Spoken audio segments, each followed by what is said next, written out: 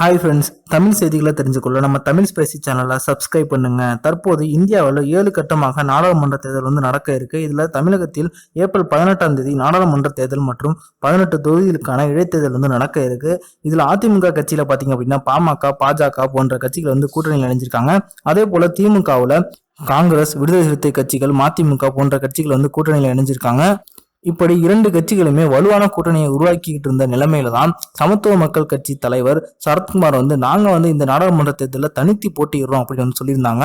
ஆனா தற்போது அவர் தன்னோட முடிவுல அதிரடி மாற்றத்தை ஏற்படுத்தி இப்போது அதிமுகவுக்கு ஆதரவு தெரிவிக்கிறோம் அப்படின்னு அதிரடியா அறிவிச்சிருக்காரு. இது தமிழக அரசியல் வட்டாரத்தில் ஒரு பெரிய பரபரப்பை ஏற்படுத்தியிருக்கு அப்படின்னே சொல்லலாம். அது மட்டும் இல்லாம தற்போது சமத்துவ மக்கள் கட்சி தலைவர் சரத்குமார் அதிமுகவில் இணைஞ்சதுக்கு அதிமுகவில் 2 முக்கியமான அமைச்சர்கள் தான் காரணம் அப்படின்னு சொல்றாங்க. அது மட்டும் இல்லாம அவங்க சரத்குமாரை என்ன காரணம் சொல்லி அதிமுகவுக்கு இணைச்சாங்க அப்படிங்கிற ஒரு காரணத்தை வெளியிட்டிருக்காங்க. அதை பத்தி நாம இப்ப பார்ப்போம்.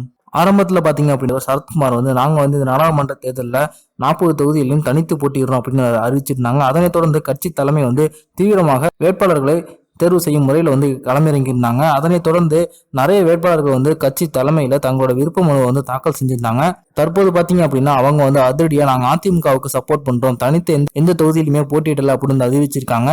அதற்கு காரணம் என்ன அப்படின்னா தமிழகத்தின் துணை முதல்வர் ஓ பன்னீர்செல்வம் மற்றும் அமைச்சர் ஜெயக்குமார் இவங்க 2 பேரும் சரத்குமாரை சந்திச்சு நீங்க தனித்து போட்டியிட வேண்டாம், எங்களுக்கு ஆதரவு அளிங்க அப்படின்னு கேட்டுக்கொண்டாங்களாம். இது பத்தி அந்த கட்சியின் தலைவர் சரத்குமார் கட்சி நிர்வாகிகளிடம் ஆலோசனை கூட்டத்தை ஏற்படுத்தி அவங்க கூட கலந்து ஆலோசித்து அதன் பிறகுதான் தற்போது அதிமுக கூட கூட்டணி வைக்கணும் அப்படின்னு உறுதியளிச்சிருக்காங்களாம். இதனைத் தொடர்ந்து தற்போது அவர் தமிழக முதல்வர் எடப்பாடி பழனிசாமியை நேரில் அவர் சந்தித்து நாங்க அதிமுகவுக்கு ஆதரவு அளிக்கணும் அப்படின்ற செய்தியை வெளியிட்டிருக்காரு. இது பற்றி அதிமுக தலைமை கழக நிர்வாகி ஒருவர் பேசும்போது என்ன பண்ணாங்க அப்படின்னா அதிமுகவுக்காக பிரச்சாரம் பண்ண நிறைய நட்சத்திர பேச்சாளர்கள் இருக்காங்க, இருந்தாலும் சரத்குமார் எங்களுக்கு ஆதரவு அளித்தால் அது எங்களுக்கு கூடுதல் பலமா இருக்கும் அப்படின்னு நினைச்சோம். அதனாலதான் ஓபிஎஸ் மற்றும் அமைச்சர் ஜெயக்குமார் இவங்க 2 பேரும் சரத்குமார் கிட்ட போய் பேச்சுவார்த்தை நடத்தினாங்க. அதனைத் தொடர்ந்து அவங்க அதிமுகவுக்கு ஆதரவு அளிக்க ஒத்துக்கொண்டாங்க.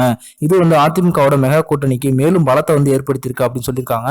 தமிழக துணை முதல்வர் ஓ பன்னீர்செல்வம் மற்றும் அமைச்சர் ஜெயக்குமார் இவங்க 2 பேரும் சமத்துவ மக்கள் கட்சி தலைவர் சரத்குமார் கிட்ட போய் எங்களுக்கு ஆதரவு அளிங்க அப்படின்னு பேச்சுவார்த்தை நடத்தின போது சரத்குமார் எங்களுக்கு ஒரு தொகுதி ஒதுக்குங்க அப்படின்னு கேட்டாங்களாம். அப்போது அவங்க ஏற்கனவே எங்களோட தொகுதி உடன்பாடுகள் எல்லாம் முடிஞ்சிருச்சு, நீங்க எங்களுக்கு ஆதரவு தெரியுங்க, பின்னால் நடக்கிறது எல்லாத்தையும் நாங்க பாத்துக்கிறோம், உங்களுக்கு என்ன தேவையோ அதை எல்லாத்தையும் நாங்க செய்யறோம் அப்படின்னு சொல்லிட்டாங்களாம். அதற்கு சம்மதம் தெரிவித்து தான் தற்போது சமத்துவ மக்கள் கட்சி தலைவர் சரத்குமார் அதிமுகவில் சேர்ந்திருக்காங்களாம். அவங்க அப்படி என்ன சொல்லி சரத்குமாரை சமாதானப்படுத்தினாங்க அப்படின்னா இந்த தேர்தல் ஜெயித்த பிறகு அதிமுக சார்பாக ஒரு ராஜ்யசபா எம்பி சீட்டை சரத்குமாருக்கு தரேன்னு சொல்லியிருக்காங்களாம். அதனாலதான் தற்போது சரத்குமார் அதிமுகவுக்கு ஆதரவு தெரிவிச்சிருக்காங்களாம். சரத்குமார் தனித்து போட்டிடுறேன் அப்படின்னு சொல்லும் போது அவங்களோட மனைவி ராதிகாவை தூத்துக்குடி தொகுதியில களமிறக்குவாங்க அப்படின்னு எதிர்பார்க்கப்பட்டுச்சு. ஏன் அப்படின்னா அவங்களோட சமுதாயத்தை சேர்ந்த நாடார் சமுதாயத்தினர் அங்க அதிகமா இருக்கிற காரணத்தினால அங்க களமிறக்கி ஓட்டுக்களை சிதறடிக்கலாம் அப்படிங்கிற ஒரு பிளான்ல இருந்தாங்க.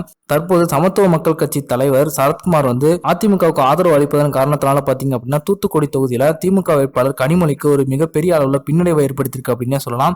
ஏன்னா தூத்துக்குடி தொகுதியில நாடார் சமுதாயத்தினர் அதிக அளவுல இருக்கிற காரணத்தினால அவங்க முழுவதுமா சரத்குமாருக்கு தான் ஆதரவு அளிப்பாங்க. தற்போது சரத்குமார் அதிமுகவுக்கு ஆதரவு அளிப்பதன் காரணத்தினால பாத்தீங்க அப்படின்னா இது தூத்துக்குடி தொகுதியில கனிமொழிக்கு ஒரு மிகப்பெரிய அளவுல பின்னடைவை ஏற்படுத்தியிருக்கு அப்படின்னே சொல்லலாம். இந்த வீடியோ உங்களுக்கு பிடிச்சிருந்துச்சுன்னா லைக் பண்ணுங்க, ஷேர் பண்ணுங்க. நன்றி.